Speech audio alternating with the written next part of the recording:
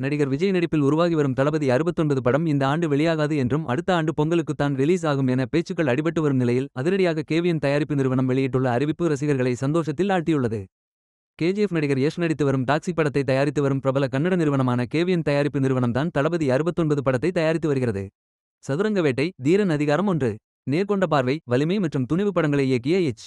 வினோத் இயக்கத்தில் விஜய் நடித்து வரும் படத்தின் டைட்டில் நாளைய தீர்ப்பு என்றும் விரைவில் ஃபர்ஸ்ட் லுக் வெளியாகும் என எதிர்பார்க்கப்பட்ட நிலையில் இந்த ஆண்டு தளபதி 69 படமே வெளியாகாது போன்ற வதந்திகள் ரசிகர்களை கடுப்பில் ஆழ்த்தின. ஆனால் கொஞ்ச நேரம் கூட தனது ரசிகர்களை தவிக்க விடக்கூடாது என நினைக்கும் தளபதி விஜய் அதிரடியாக ரசிகர்கள் எதிர்பார்த்தபடியே வரும் குடியரசு தினத்துக்கு ஃபர்ஸ்ட் லுக் வெளியாகும் என்கிற அறிவிப்பை வெளியிடுமாறு தயாரிப்பு நிறுவனத்துக்கு உத்தரவிட்ட நிலையில் தற்போது செம அப்டேட் வெளியாகியுள்ளது. கேவிஎன் தயாரிப்பு நிறுவனம் பிரம்மாண்ட பொருட்செலவில் விஜயின் 69வது படத்தை தயாரித்து வருகிறது. இந்த படத்தில் விஜய்க்கு ஜோடியாக பூஜா ஹெக்டே நடித்து வருகிறார். முக்கிய கதாபாத்திரத்தில் பிரேமல நடிகை மமிதா பைஜி நடித்து வருகிறார். மேலும் பாபி தியோல், பிரகாஷ்ராஜ், பிரியாமணி உள்ளிட்ட பலர் நடித்து வருகின்றனர். வரும் ஜனவரி 26ஆம் தேதி தளபதி 69 படத்தின் ஃபர்ஸ்ட் லுக் டைட்டிலுடன் பக்காவாக வெளியாகும் என்கிற அறிவிப்பை தற்போது கேவிஎன் நிறுவனம் வெளியிட்டுள்ளது.